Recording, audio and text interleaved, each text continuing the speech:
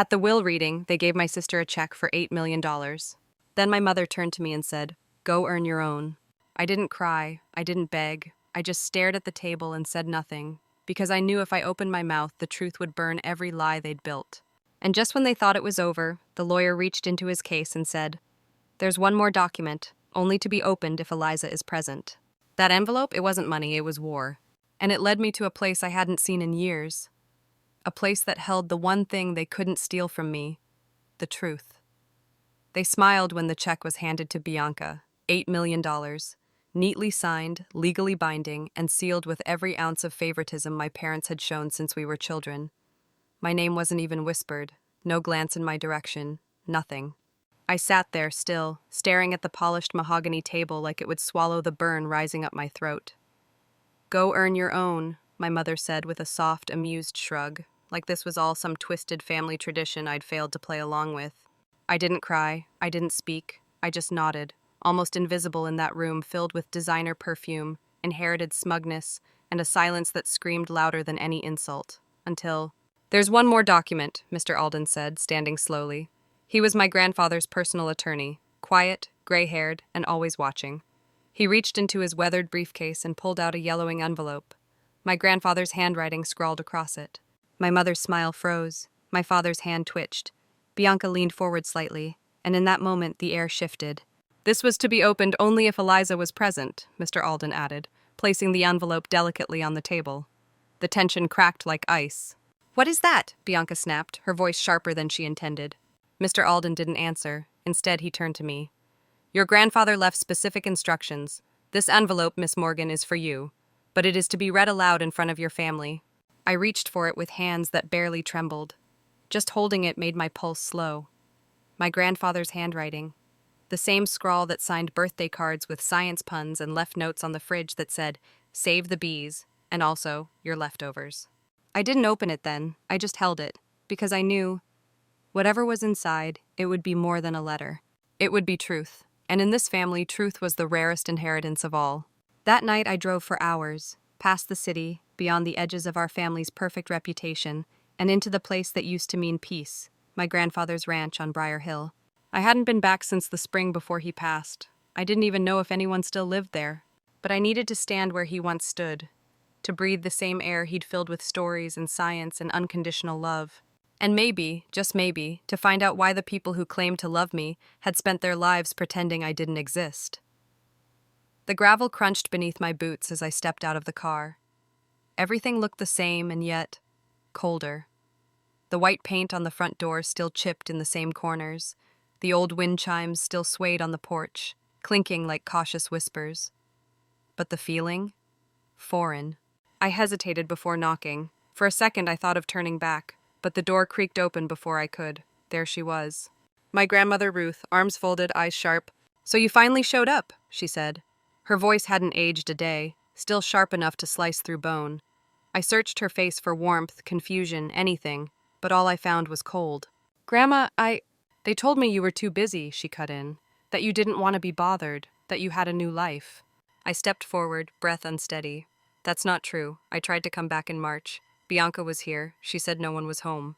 Grandma's eyes narrowed. "We were here. We never left." She turned without another word and walked inside. I followed. The air in the house was thick, like the walls were holding secrets too heavy to exhale. She returned with a worn leather notepad and handed it to me. "He called this number every day," she said, wrote it down, over and over. I looked at the digits. They weren't mine, not even close. "Grandma, that's not my number. I haven't changed it since college." Her hands trembled. "They said you did. They told us you didn't want to be found, that you were ashamed of us." My back hit the wall behind me. "They lied to you. They cut me off on purpose." She sat down slowly, like her knees had given up. "They told me the funeral was at noon," I whispered. "I got to the church. It was empty." Her voice cracked. "It was at 9. They told everyone you didn't care." I sank next to her, my throat closing. I would never have missed his funeral. Never. The room went still. Time stopped. Then she reached for my hand. "We know the truth now. That's what matters. We know." We sat like that for a long time. No more accusations. Just grief. Just love that survived the silence. Outside, wind swept the porch, carrying the sound of memories. Finally, she stood. "I'm calling them," she said. "Calling who?" She didn't answer. Just walked to the rotary phone on the wall and began dialing. Betty, Jacob, and Bianca, she said into the receiver. Here, now. They must have protested. I couldn't hear them, but I heard her tone. No, it can't wait. Be here in an hour. She hung up, turned to me. The lawyer's coming too. Your grandfather left more than a letter, Eliza. He left instructions, and we're going to follow them to the word. I didn't speak. I just nodded, because for the first time in years, someone in this family chose me. The kitchen smelled like cinnamon and dust when they arrived. I stayed seated at the wooden table, my grandfather's table, fingering the edge as if it could ground me in what was about to happen. From the hallway I heard voices, my mother's syrupy tone. Oh, it still smells the same in here. My father's dismissive calm. I thought this was handled. Bianca's annoyed sigh. Seriously? This couldn't wait until after probate?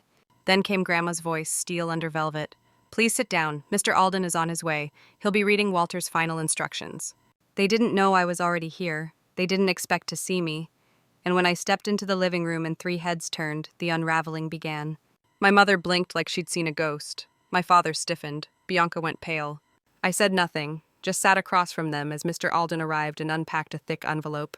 This, he said, is the last will and testament of Walter E. Morgan. In addition to the legal directives, there is a personal letter to be read aloud. He began. To Ruth Morgan, my wife, my compass, I leave our ranch, our home, and everything she needs to remain comfortable.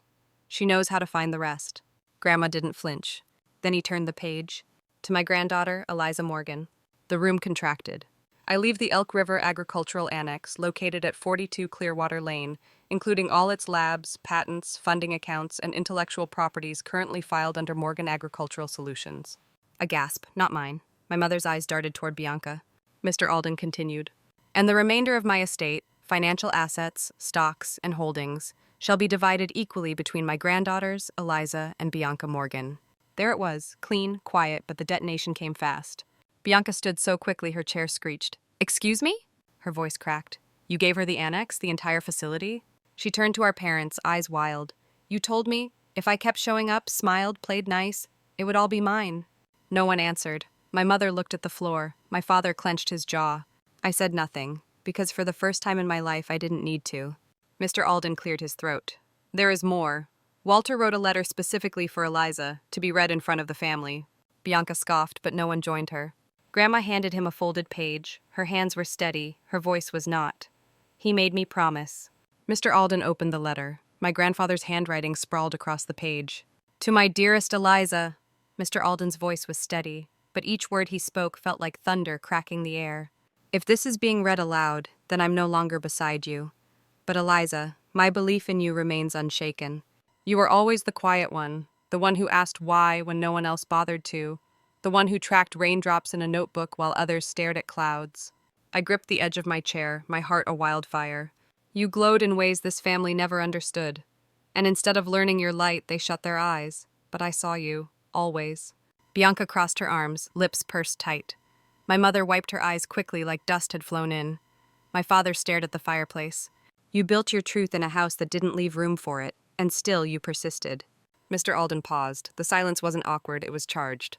You were never the mistake, Eliza. You were the legacy I was most proud of. My throat burned. I let the tears fall, not ashamed, not afraid. I remember the day you brought me that honeybee project in 3rd grade, how your hands trembled and your voice didn't. That was when I knew you were going to build something the world hadn't seen before. My chest clenched. I still had that notebook. You asked me to hide your science fair trophy once, Mr. Alden continued, because it made the house too tense. Eliza, you should never have had to shrink for anyone. A sharp breath across the room, my mother. I know I can't undo what they did, but I can give you something that is truly yours, a place free of their shadows. Mr. Alden folded the letter gently as if it were alive, and in that room no one spoke, not even Bianca. The air had changed. It wasn't peace, but it was something close. Recognition and reckoning. And for me, relief, the kind that only truth can bring. I drove out to Elk River the very next morning. The directions were written in my grandfather's precise, blocky handwriting on the back of an old recipe card, as if he knew someday I'd need to find my way there alone. The road curved through golden fields and past a long-forgotten fence line until I spotted it. A barn. At least that's what it looked like from the outside. A weathered tin roof, double doors built for hay wagons, not humans. But on the sign above the door, the brass plaque read, Morgan Agricultural Solutions Research Annex. I stood there for a long time before pushing the doors open. Inside, it wasn't a barn, it was wonder. Natural light poured through skylights. Polished lab benches stretched wall to wall. Equipment gleamed in sterile silence. Microscopes, data tablets, a centrifuge, a 3D printer still wrapped in plastic. On the central workbench sat a single object, a leather-bound notebook. My notebook. The one I thought I'd lost in college. Pages torn, diagrams messy, my third-grade handwriting still visible in the corners. I couldn't move. He hadn't just built me a lab, he'd built me a sanctuary, a place that didn't need permission to exist. I spent the rest of that day there, just walking, touching the walls, reading every label. There was even a kitchenette in the back, stocked with chamomile tea and those awful oatmeal cookies he used to love. It was like he'd never left, like he knew exactly what I'd need when the world gave me nothing. Over the next week, I packed up my apartment, left the city, moved into the tiny cottage behind the annex. It had peeling wallpaper and a crooked porch light, but it was mine.